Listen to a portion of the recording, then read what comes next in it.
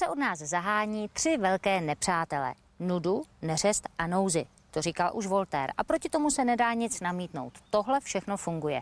Horší je to, když se nám práce nedostává. To potom řešíme hodně velký problém. Ale zase platí, že každá situace má své řešení.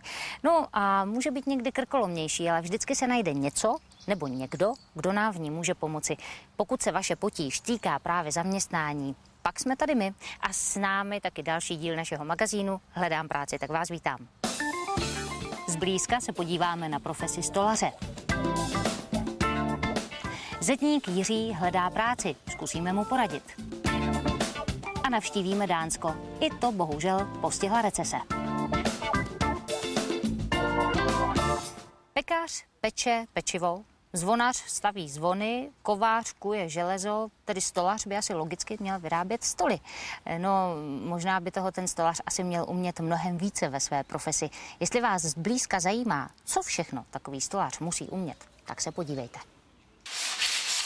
No, dá se říct, že ten rozsah je veliký, protože stolaři musí umět zhotovit od malé truhličky na šperky až po třeba veliké schodiště, které spojuje několik pater v domě. Aké jsou vaše požiadavky například na novopríjmaného stolára? Nejlépe je, když je nezatížený nějakou předchozí praxí, teda zejména když je nezatížený socialistickou praxí, to znamená, že preferují určitě mladé lidi.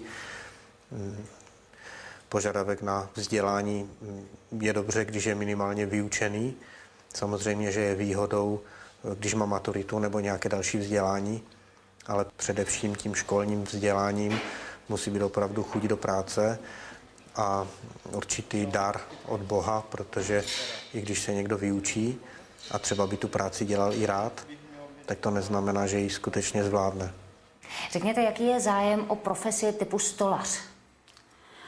O profesi stolař je dlouhodobě nižší pracovní zájem, volných pracovních míst ještě navíc z recesí ubylo, takže v současné době v celé republice je nabízeno pouze 10 pracovních míst profesi stolař.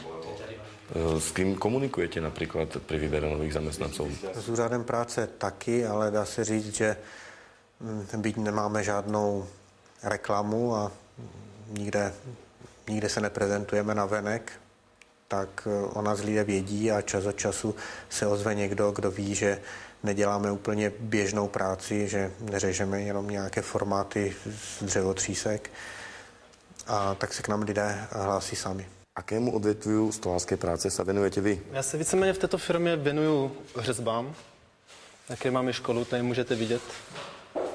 Poslední práce, které se tady dělají. Jak víceméně i truhlařina a takové ty, co je zapotřeby. Pre akého člověka je tato profesia vhodná, tak aký by mohl být tento pracovník? Měl by vědět, že tu práci chce skutečně dělat. Když k nám přijde nový zaměstnanec, tak se ho nejdříve zeptám, co je jeho životním snem, co by chtěl v životě opravdu dělat. A když mi řekne, že by chtěl jezdit s kamionem, tak mu řeknu, OK, bude dobře, když si doděláte řidičský průkaz a budete jezdit s kamionem a tady zbytečně ztrácíte čas, nebo někdo má představu, že bude někde na lodi, nebo prostě bude dělat něco jiného. Takže tyto lidi eliminují hned v začátku.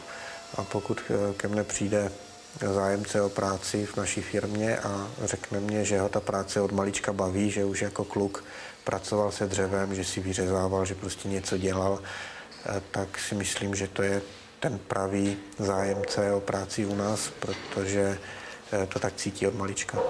Ako dlouho už pracujete jako stolár? 5 roků. Proč jste se pro tuto profesiu rozhodl? No, nic jiného neumím, no. Od malička jsem dělal se dřevem, tak proto. Od doby, kdy přijde k nám do firmy, tak to trvá zhruba rok.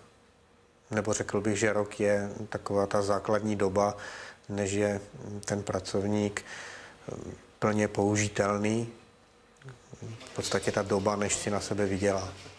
Aký je záujem o tuto profesi?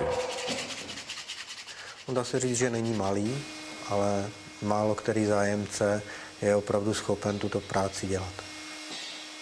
Co je jeho náplňou práce?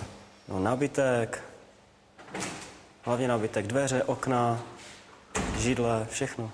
Takže Venkovní a i venek, střechy můžeme dělat, sice to je tesařina, ale taky děláme pergoly, různé střížky. Ta představa o stolařině jako takové je už vlastně v té učňovské škole už je taková, že je nevedou ani tolik k tomu samotnému řemeslu, jako spíš k nějaké hromadné výrobě nábytku. Takže kluci, kteří tady přijdou, tak mají někteří představu takovou, že třeba budou, jak jsem už říkal, řezat nějaké formáty na formatovací píle a nažehlovat hrany a dělat takovou práci. Zatímco u nás je to opravdu spíš o tom řemesle, o ruční práci, o citu k masívu a o té skutečné odbornosti. Bylo těžké zohnat prácu právě v tomto obore? No, hodně těžké. Tady to je jediná firma, kterou jsem sehnal, která mi dala možnost v tomto oboru vůbec dělat tady u nás. Tak jsem rád, že jsem něco vůbec takového našel, jinak. Pokúšal jste si těž najít prácu přes úřad práce, tuto prácu? Ano, přes úřad práce jsem si hledal dlouho práci a našel jsem až tady toto. Hovoríme o ručnej práci, je to práce, kde určite dochádza k veľkému počtu úrazov. Ako sa môžu vlastne zamestnanci alebo stolári chrániť proti tomu? No, je to velice jednoduché. Stačí používat zdravý rozum, protože já říkám, že pokud si někdo udělá úraz, tak za to nemůže ani ta pila, ani ten hoblík, ani dláto, ale může si za to ten stolař vlastně sám, protože nedodržuje bezpečnostní předpisy. Pokud jsou dodrženy bezpečnostní předpisy bez zbytku, tak může dojít k úrazu jen velmi, velmi výjimečně. Mohli by sme sa ešte dotknúť finančného ohodnotenia tejto profesie? No, je o tom těžké hovořit, protože, abych pravdu řekl, ani sám přesně nevím, kolik konkrétně si ten, který pracovník vydělá, ale dá se říct, že nějaká taková startovací sazba je kolem 90 korun na hodinu, přitom když ten zaměstnanec přichází, ale mohou si vydělat i podstatně více. Člověk tvoří a toho těší. A není to práce, kterou dělá každý, je to taková originální. Jo. Čo je na druhou stranu na něj negatívne? Negativná, řekl bych, že nic, až na to, že občas to ujede a jsou jízdvy na rukách, ale jinak je to vynikající skvělá práce.